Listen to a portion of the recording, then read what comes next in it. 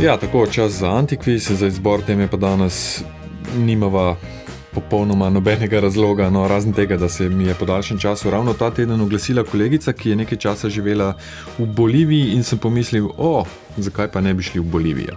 Ja, je pa to tudi ena bolj nemirnih držav na svetu. Od svoje samostojnosti leta 1825 do danes so imeli 190 revolucij, kar je milo rečeno precej. 1 na 2 leti. No, zadnja leta pa vemo, je v središču svetovne pozornosti, predvsem zato, ker ima približno polovico svetovnih zalog litija. Tako, skratka 5 podatkov o Boliviji, tudi danes 4 držijo, eden je izmišljen, kateri nič ena, 475, 2202, tole so torej podatki o Boliviji, državi lam in kondorjev.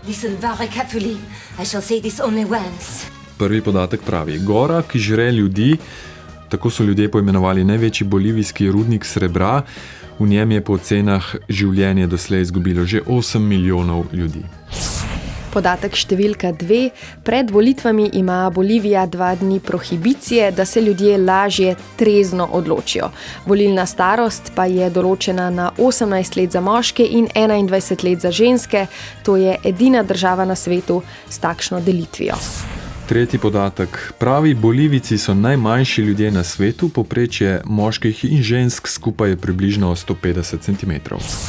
Četrti podatek. Coca-Cola z 2 L-jema je precej nova bolivijska pijača. Coca se nanaša na ekstrakt koke, ki je dodan pijači, koja pa na kojasujo, del nekdanjega inkovskega imperija. In še 5. zadnji podatek, ki je pa o klobukih. Tradicija nošenja angleških klobukov med ženskami v Boliviji izvira iz začetka 20. stoletja. Velika pošiljka zaščitnih klobukov za delavce se je izkazala za neprimerno, ker so bili klobuki premajhni, vodja nabave jih je zato poklonil domačinkam z obrazložitvijo, da je to zadnji krik evropske mode. Nič ena, 475, 2202, kateri od 5 podatkov ne drži.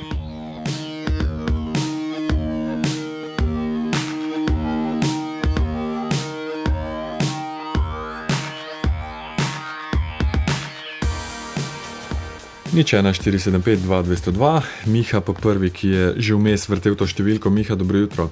Dobro jutro. A ste vi Miha od prejšnjega tedna? Ne, nisem. No, čudovito. 1, 2, 3, 4 ali 5, torej gora, ki žre ljudi, volitve, višina, Coca-Cola ali pa angleški klobuki, ki jih nosijo ženske. To so teme podatkov, ki so jih povedala. Ja. Ne, mogoče bi se odločil za prvega. Za prvega, goro, ki žre ljudi. Ja. Ker je številka velika, ne? 8 milijonov. Ja, naprimer. Ja, ampak podatek drži. To je Cerro Rico de Potosí, bogata gora pri Potosiju, uradno ime gore nad mestom Potosí v Boliviji. Za goro velja, da je narejena iz srebra in med osvajanjem novega sveta je 85% vsega španskega srebra takrat, to je 16. stoletje, prišlo prav iz gore nad Potosijem. Mesto Potosí pa je eno največjih mest bilo takrat v Novem svetu in hkrati najvišje ležeči, kakih pol kilometra večjo nadmorsko višino ima kot tibetanska Lhasa. Čisto kratka zgodovina. Leta 1545 je rudnik za španske osvajalce odkril domačin, Quechua, Diego de Huaypa. Takoj so začeli izkopavati srebro, potem pa še cink, kositer, svinec, wolfram, skratka zlata jama. Gre za enega največjih rudnikov srebra na svetu, tudi nekaj zlata je tam še vedno. Skratka, rudnik obstaja že 500 let in v njem je večinoma delala domača suženjska delovna sila. Na nadmorski višini 4800 metrov se nahaja, delali so v neznosnih pogojih s krampom in lopato, kar še danes ni redek prizor. Ja, so pa delavce v preteklosti vozili iz celotne regije, da tako rečem, ne, Peruja, Bolivije, Čila, da so služili španski kroni. Pretežno moške so vozili tja, ampak tudi ženske in otroke, starejše od 10 let. Izjemna nadmorska višina, grozni pogoji dela, revščina pa so povzročili, da je v pol tisočletja po cenah strokovnjakov v rudnikih na gori umrlo 8 milijonov ljudi. Ja. Denimo svetovno znani urugvajski novinar in pisatelj Eduardo Galeano je to številko uporabil v eseju Odprte žile Latinske Amerike. Še več tedensko, še danes umreta v povprečju 2 rudarja, neupoštevanje tiste, ki ne upoštevajo tiste, ki umrejo za posledicami poklicne bolezni. Tako, samo torej še več. Medklic. Pred nekaj leti so dvignili starost oziroma dvignili otrok, ki lahko delajo v rudnikih, in sicer prej bila 10, zdaj 14. Tako, Miha. Odlično. Gora, ki žre. Ne zelo odlično, ampak Potosi, mesto tako, v zdaj Boliviji vemo. in rudnik. Lep dan, uspešen Hvala začetek enako. tedna. Pozdravljeni. Pavle, pozdravljeni tudi vi. Dobro jutro. Dobro jutro. Jaz bi se pa kar odločil za tega s klobuki. Lepa. Imate predstavo v glavi, kako izgledajo te bolivijske ženske s temi klobuki? Ja. Ste že bili kdaj v Boliviji? Ne. Ker Še. še tako, če se boste kdaj denimo sprehajali po La Pazu ali kakšnem drugem mestu v Boliviji, verjetno ne boste spregledali tradicionalnih bolivijskih ženskih noš, značilna barvna krila v več slojih, pojera, zaradi katerih Bolivike izgledajo širše, kot v resnici so. Čolas oziroma čolitas se reče ženskam v narodnih nošah. Prvotno je bilo to poimenovanje za mešance med Španci in domačinkami. To so bili moški, ampak danes je to zelo slabšalna beseda, recimo kot čefur, in se uporablja le še ženska različica za gospe v tradicionalnih nošah. No, in njihova najbolj razpoznavna značilnost je prav ta klobuk, ki vedno zgleda premajhen za glave lastnic.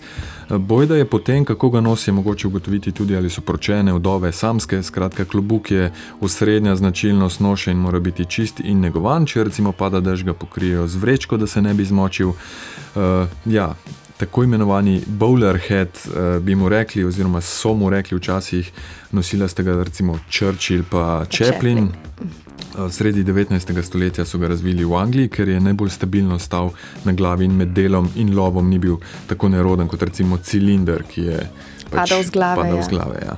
Bolivijska zgodba se je pa začela kako, Ajda? Da sta brata, ki sta izumila ta klobuk iz Manchestra, kmalu zatem začela z množično proizvodnjo. Poskušala sta te klobuke narediti za del obvezne opreme delavcev, tako sta eno pošiljko poslala tudi britanskim železniškim delavcem, ki so takrat gradili železnico v Boliviji. Izkazalo se je, da so bili občutno premajhni, ker pa jih niso hoteli vreči stran, so si izmislili zgodbo, da gre za novo žensko modo iz Evrope in jo poklonili bolivijskim ženskam. In tako je ta klobuk, bowler, počasi postal tudi del bolivijske ženske narodne noše.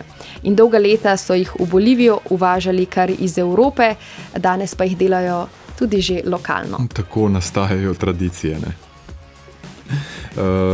Pavle? Ja. Hvala za klic. Uspešen začetek tedna. Adijo. Nasvidenje. Primož pa naslednji, ki je prišel skozi. Primož, pozdravljeni. Pozdravljeni, pa ne iz Bolivije. Ne. Vam pa privoščim, da bi lahko šli ker še nisem bil tam. Povejte. Šterka. Coca-Cola. Ja, dejansko obstaja energijska pijača. Od tiste Coca-Cole, ki je nam poznana, se razlikuje po enem dodatnem L, torej namesto Coca-Cola Coca-Cola, in je bolivijska posebnost. Izdelovati so jo začeli leta 2010.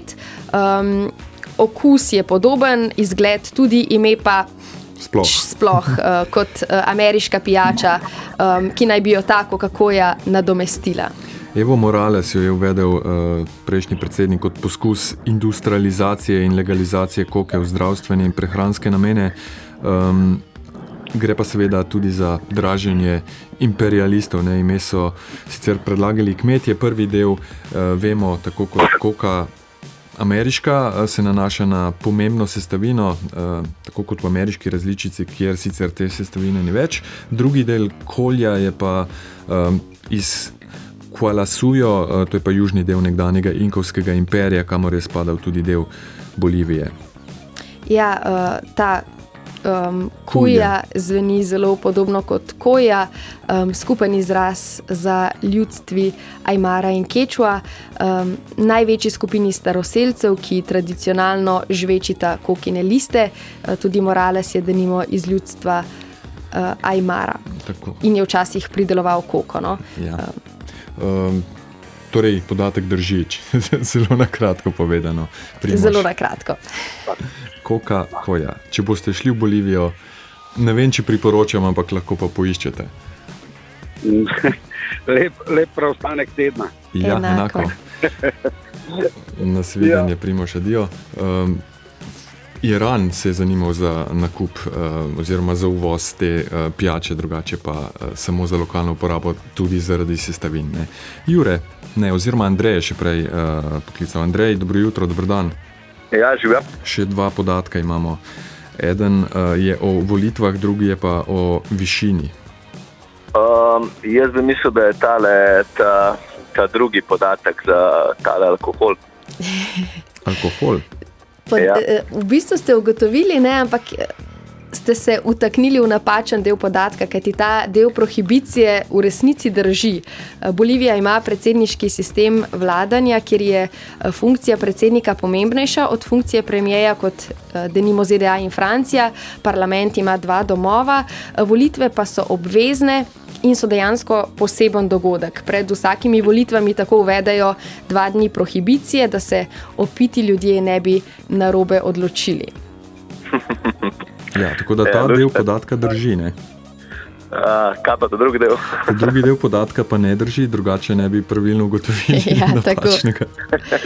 Ja, še en ukrep imajo, da dodam še to alkoholu. Državljani ne smejo potovati v času volitev, s čimer hočejo preprečiti, da bi volivci glasovali v več kot enem okrožju, kar pomeni, da imajo več kot velike težave z volilnimi seznami.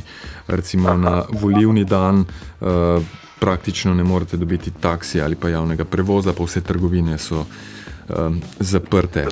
Tako da se cela država praktično ustavi. Zdaj pa še ta volilna podrobnost, kjer je klečne. Volilna meja je 18 let ali pa 21 let, ampak to ni razdeljeno na moške pa ženske, ampak glede na prav tako bizarno. 18 let za poročene, ker so očitno že bolj zreli, in 21 let za samske. Ja. In še tale biser, na volitvah dobite potrdilo, da ste volili, in mnoge ustanove, recimo bencinske črpalke, trgovine, banke, vam lahko zavrnejo storitev, če ne pokažete tega potrdila, torej, da ste volili. Tako. Noro. Andrej, hvala za klic, čestitke še enkrat. Ne? Super, hvala. Malo še pustim pozdrave svojim sodelavcem iz oddajnikov in zvez. Z veseljem. Ko vsake toliko cajta pozabijo kakšne oddajnike izklopiti, ko mi plezamo po njih, tako da bi se jim sam zahvalil, da so tako vešči. No, prijatelji iz oddajnikov in zvez, da ste slišali. Tako. Andrej vas pozdravlja. Super. Midva pa pozdravljava Andreja. Ja, najlepša hvala. Tako. Andrej, pustite podatke še v režiji. In lep teden. Ker ostanite na povezavi. Ostanite na povezavi. Midva pa, oziroma jaz preberem, ti greš pa po podatke Andrejeve, da mu pošljemo nagrado.